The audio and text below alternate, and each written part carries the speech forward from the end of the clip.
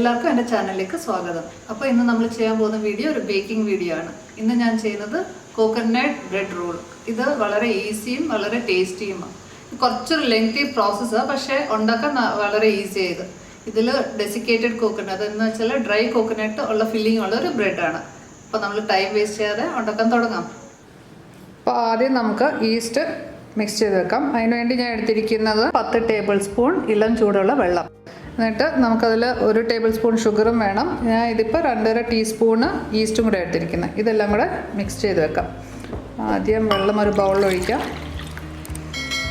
ഇതിലേക്ക് പഞ്ചസാര ഇട്ടിട്ട് നന്നായിട്ട് ഇളക്കാം. ഇതിലേക്ക് ഈസ്റ്റ് ഇട്ട് വെക്കാം. നന്നായിട്ട് മിക്സ് ചെയ്തിട്ട് മൂടിയിട്ട് അടച്ച് നമുക്ക് സൈഡിലേക്ക് വെക്കാം. ഒരു 5-10 മിനിറ്റ് വെക്കാം. അപ്പോൾ അത് പൊങ്ങി വരും ഈസ്റ്റ് കുറച്ച് കഴിയുമ്പോൾ.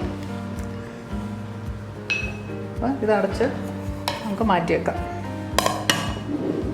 അപ്പോൾ ഇത് 5 മിനിറ്റ്സ് കഴിഞ്ഞിട്ട് നോക്കിയാൽ ഇത് നന്നായി പൊങ്ങി വന്നിട്ടുണ്ട്.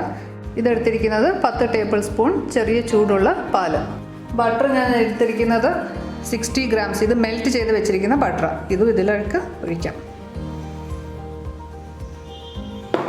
എന്നിട്ട് വേണ്ടിയത് 2 ടേബിൾ സ്പൂൺ ഷുഗർ. എന്നിട്ട് നന്നായിട്ട് ഇളക്കാം. അപ്പോൾ ഇത് ഞാൻ മിക്സ് ചെയ്ത് സൈഡിലേക്ക് വെക്കുക. അപ്പോൾ ഇതിലേക്ക് ഞാൻ എടുത്തിരിക്കുന്ന 4 കപ്പ് മൈദാപ്പൊടി. മൈദാപ്പൊടിയിൽ ഞാൻ ഇടുന്ന 1 ടീസ്പൂണ് ഉപ്പ്. നന്നായിട്ട് ഇളക്കുക.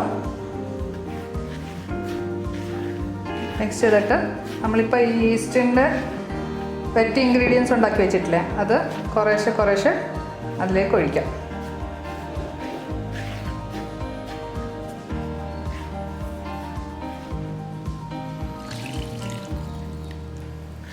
മുഴുവനും കൂടെ ഒഴിക്കരുത്. പതുക്കെ കുറച്ച് ഒഴിച്ചൊഴിച്ച് അത് യോജിപ്പിച്ച് എടുക്കുക.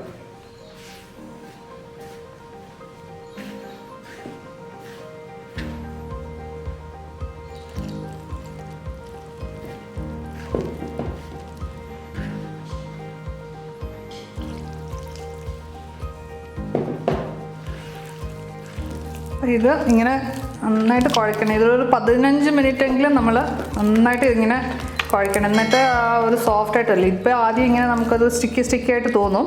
കുറച്ചുകൂടെ കഴിയുമ്പോൾ അത് നല്ല സോഫ്റ്റാവും. അതുവരെ കുഴച്ചുകൊണ്ടിരിക്കണം. ഇതിപ്പോൾ എനിക്ക് തോന്നുന്നു എനിക്കിത് മുഴുവൻ ആവശ്യം വന്നിട്ടില്ല. ഇത് ഇത്രയും കുറച്ച് ബാക്കി വന്നിട്ടുണ്ട് പാല്. ഇത് ഞാൻ ഇപ്പോൾ ഒഴിക്കുന്നുണ്ട്. ഇതിൽ അത് മാറ്റി വെച്ചേക്കാം. ഇനി ഒരു 10-15 മിനിറ്റ് ഞാൻ ഇത് നന്നായിട്ട് ഇതുപോലെ തന്നെ കുഴച്ച് നല്ല സോഫ്റ്റ് ആവുന്ന വരെ ഇങ്ങനെ കുഴച്ചുകൊണ്ടിരിക്കും. ഇതുണ്ട് ഇപ്പം നന്നായിട്ട് ഇങ്ങനെ ഇതങ്ങ് ഒട്ടിയിരിക്കുക. ഇത് ഒരു 15 മിനിറ്റെങ്കിലും കുഴച്ചാലേ നല്ല സോഫ്റ്റ് ഒരു മാവാകത്തുള്ളൂ. ഇതിപ്പോൾ കണ്ട ഇങ്ങനെ ഒട്ടിയിരിക്കും. ഇത് പക്ഷേ നമ്മൾ കുഴക്കുന്നതിൻ്റെ അനുസരിച്ച് ഇരിക്കും അതെന്ത് സോഫ്റ്റായിട്ടാണ് വരുന്നതെന്ന്. അപ്പോൾ ഇത് കണ്ടോ, ഞാനൊരു 10 മിനിറ്റ് മിനിമം ഇത് കുഴച്ചിട്ടുണ്ട്. ഓക്കെ, നല്ല സോഫ്റ്റായിട്ട് വന്നിട്ടുണ്ട്. ഇത് നല്ല സോഫ്റ്റും എലാസ്റ്റിക് പോലെ ഇങ്ങനെ ഉണ്ടാവണം. ഇതുപോലെ അതങ്ങനെ കുറേ നമ്മൾ എത്ര കുഴക്കുന്നത് അതനുസരിച്ച് ഇതിന് സോഫ്റ്റ്നെസ് വരുന്നത്. ഇനിയിപ്പോൾ നമുക്ക് എന്താ ചെയ്യേണ്ടതെന്ന് വെച്ചാൽ ഇത് ഒരു ക്ലിംഗ് റാപ്പ് വെച്ചിട്ട് മൂടി 1 മണിക്കൂറെങ്കിലും സൈഡിലേക്ക് വെക്കുക. അപ്പോൾ അത് പൊങ്ങി വരും. അപ്പോൾ ഇത് ഇതുപോലെ നന്നായിട്ട് കവർ ചെയ്യണം. ഒട്ടും കാറ്റകത്ത് പോകാത്ത പോലെ വേണം. അപ്പോൾ ഈ ക്ലിംഗ് റാപ്പ് ഇല്ലെങ്കിൽ നിങ്ങൾക്ക് നനഞ്ഞ തുണി അതിൻ്റെ മുകളിൽ ഇങ്ങനെ വെച്ച് മൂടി വെച്ചിട്ട് വെക്കാം. ഞാൻ മാറ്റി വെച്ചാൽ അത് കുറേ കഴിയുമ്പോൾ ഇതങ്ങ് പൊങ്ങി വരും. 1 മണിക്കൂറെങ്കിലും നമുക്കിത് വെക്കാം. അപ്പോൾ ഇതിൻ്റെ ഫില്ലിങ്ങിന് വേണ്ടിയത് ഞാനിപ്പോൾ എടുത്തിരിക്കുന്ന 1 cup desiccated coconut. Desiccated coconut എന്ന് പറഞ്ഞാൽ ഉണങ്ങിയ തേങ്ങാപ്പൊടിയാണ്. ഇത് പാൽപ്പൊടിയല്ല, തേങ്ങ ഉണങ്ങിയത് പൊടിച്ചത്. ഇതുപോലെ ഇരിക്കുന്നത് കണ്ടോ. ഇത് ഇപ്പം ഞാൻ എടുത്തിരിക്കുന്ന 1 കപ്പ്. ഇതിലേക്ക് ഞാൻ ഇടാൻ പോകുന്നത് 1/2 കപ്പ് പഞ്ചസാര. നന്നായിട്ട് മിക്സ് ചെയ്യുക. എന്നിട്ട് ഇതിലേക്ക് ഞാൻ ഇപ്പോൾ ഇടുന്നത് മെൽറ്റ് ചെയ്തിരിക്കുന്ന 4 ടേബിൾ സ്പൂൺ ബട്ടർ. ഇതും ഇതിലേക്ക് ചേർക്കുക. ഇത് നന്നായിട്ട് മിക്സ് ചെയ്യുക. പിന്നെ നമുക്ക് വേണ്ടിയത് 1 മുട്ട. ഇതിപ്പോൾ ഞാൻ അടിച്ചെടുക്കുക. ഇതുപോലെ ഒരു ഫോർക്ക് വെച്ചിട്ട് അടിച്ചാൽ മതി. ഇതും നമുക്ക് ഇതിലേക്ക് ചേർക്കാം.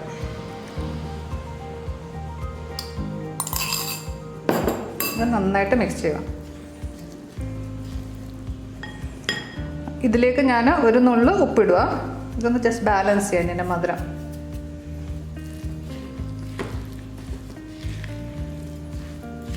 നന്നായിട്ട് മിക്സ് ചെയ്തെടുക്കുക.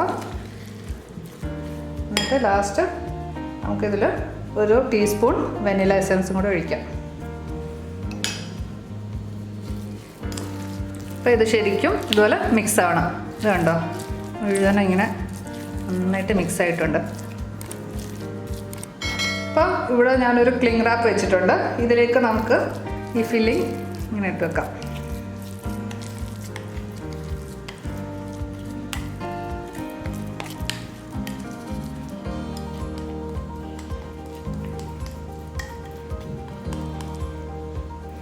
അപ്പോൾ ഇത് ഇതുപോലെ നീളത്തിൽ ഈ ഷേപ്പിൽ ഇങ്ങനെ ആക്കി വെക്കുക. നമുക്കിത് ഇതുപോലെ കവർ ചെയ്ത് വെക്കാം.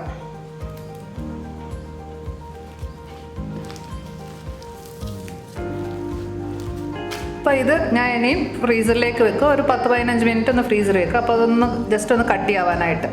അപ്പോൾ ഇത് നോക്കൂ, നമ്മുടെ മാവ് നന്നായിട്ട് പൊങ്ങിയിട്ടുണ്ട്. എന്താ നല്ല സോഫ്റ്റ് ആയിട്ട്.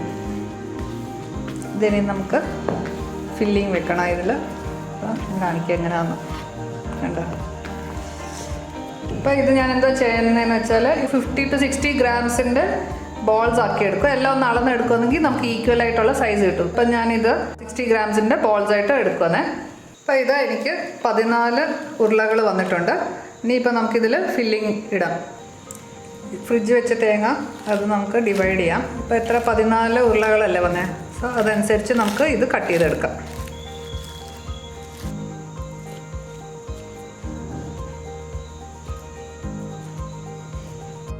അപ്പോൾ ഈ ഉരുള ഇങ്ങനെ വെച്ചിട്ട് ഇങ്ങനെ ഒന്ന് ചെറുതായിട്ടൊന്ന് പരത്തി കൊടുത്താൽ മതി. എന്നിട്ട് അതിലേക്ക് നമുക്ക് ഫില്ലിങ് വെക്കാം. തേങ്ങയുടെ ഫില്ലിങ് വെക്കാം. എന്നിട്ട് ഇങ്ങനെ അങ്ങ് കവർ ചെയ്യാം. ഇതുപോലെ ചെയ്തിട്ട് ഈ കവർ ചെയ്യുന്ന പാർട്ട് താഴോട്ടാക്കിയിട്ട് ഇങ്ങനെ ഒന്ന് ഉരുട്ടിയെടുത്താൽ മതി. നല്ല ഉരുള പോലെ ആക്കിയിട്ട് ആ ട്രേയിലേക്ക് വെക്കാം. ഇതേപോലെ ബാക്കിയുള്ള ഉരുളകളും കൂടെ ഞാൻ ഫില്ല് ചെയ്ത് കൊണ്ടുവരാം. ഈ ബോൾ ഞാനിപ്പോൾ എന്താ ചെയ്യുന്നതെന്ന് വെച്ചാൽ മൈദ പൊടിയിലോട്ട് ഇങ്ങനെ മുക്കിയെടുക്കുക. എന്നിട്ടത് നമുക്ക് കുറച്ച് നീളത്തിൽ പരത്തിയെടുക്കാം. ഇതുപോലെ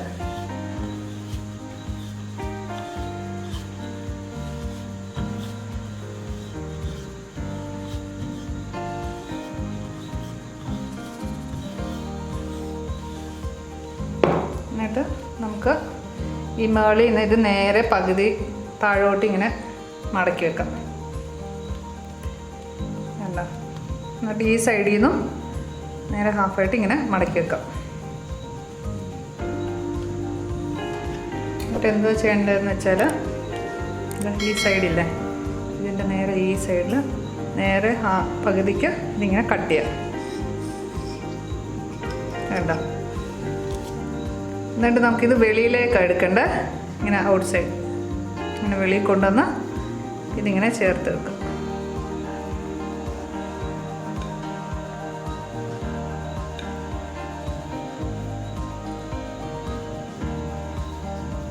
ഒരു ഹാർട്ട് ഷേപ്പ് വരുന്നതുണ്ടോ. ഇത് ഞാൻ 14 എണ്ണവും ഞാൻ ഫോൾഡ് ചെയ്ത് വെച്ചിട്ടുണ്ട്. ഇതിപ്പോൾ ഞാൻ ക്ലിംഗ് റാപ്പ് ചെയ്ത് വെച്ചിരിക്കുക ഉണങ്ങാതിരിക്കാൻ. ഇതിനി 1 മണിക്കൂറും കൂടെ നമുക്ക് പൊങ്ങാനായിട്ട് വെക്കാം.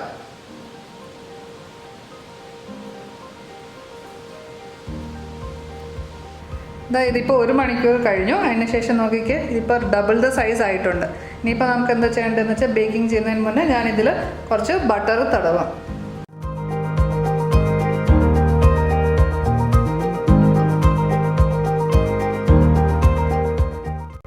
ഇതിലെല്ലാം ഞാൻ ബട്ടർ തേച്ച് കഴിഞ്ഞു. ഇനിയിപ്പോൾ നമുക്കിത് ബേക്കിംഗ് വെക്കാം. അപ്പോൾ ബേക്ക് ചെയ്യുന്നതിന് മുന്നേ നമുക്ക് അവന് നമ്മുടെ പ്രീ ഹീറ്റ് ചെയ്യാൻ മറക്കരുത്. അത് ഞാനിപ്പോൾ 180 ഡിഗ്രിയിൽ ഇട്ടിട്ടുണ്ട്. ഒരു 10 മിനിറ്റ് പ്രീ ഹീറ്റ് ചെയ്തിട്ട് വേണം ഇത് വെക്കാൻ. ഇതിപ്പോൾ ഞാൻ ബേക്ക് ചെയ്യുന്നത് 180 ഡിഗ്രീസ് ഫോർ 15 മിനിറ്റ്സാണ് ഞാൻ വെക്കാൻ പോകുന്നത്.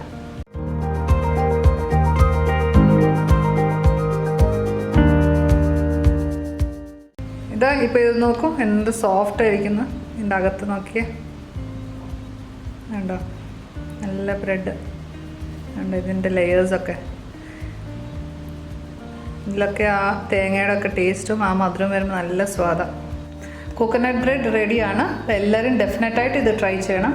ട്രൈ ചെയ്തിട്ട് നിങ്ങളുടെ ഫീഡ്ബാക്ക് അറിയിക്കാൻ മറക്കല്ലേ. പിന്നെ എൻ്റെ ചാനൽ ഡെഫിനറ്റായിട്ട് സബ്സ്ക്രൈബ് ചെയ്യുക. ഈ വീഡിയോ ഇഷ്ടപ്പെട്ടെങ്കിൽ ലൈക്ക് ചെയ്യൂ, ഷെയർ ചെയ്യൂ. താങ്ക്